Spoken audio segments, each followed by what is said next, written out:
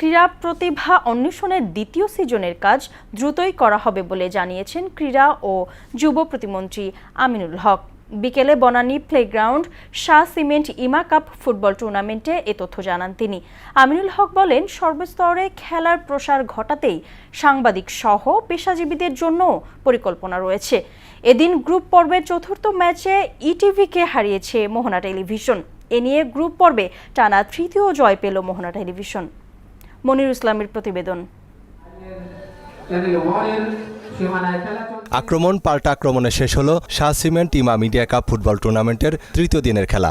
এদিন বিকেলে উত্তেজনাপূর্ণ এই খেলা উপভোগ করতে আসেন ক্রীড়া ও যুব প্রতিমন্ত্রী আমিনুল হক। এই আয়োজনের সভাপতিত্ব করেন ইলেকট্রনিক মিডিয়া মার্কেটিং অ্যাসোসিয়েশনের সভাপতি তসলিম চৌধুরী। আমরা ইমার পক্ষ থেকে মাননীয় মন্ত্রী মহোদয়কে ধন্যবাদ জানাচ্ছি। উনি কষ্ট করে এই টুর্নামেন্টে এসে আমাদের যে একটু সময় দেওয়ার জন্য।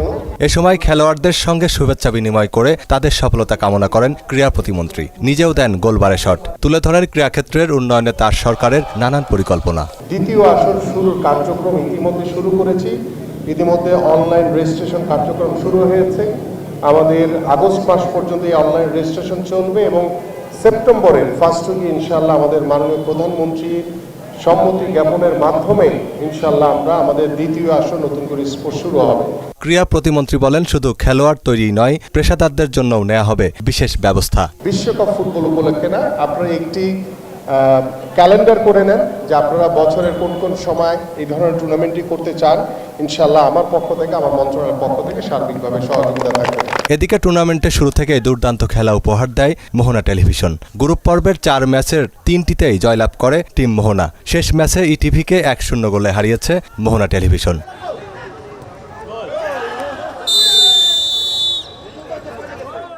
বর্ণাঢ্য আয়োজনের মধ্য দিয়ে এই টুর্নামেন্টের ফাইনাল খেলা অনুষ্ঠিত হবে রোববার। খেলা শেষে পুরস্কার বিতরণের মধ্য দিয়ে পর্দা নামবে ইমার এই টুর্নামেন্টের।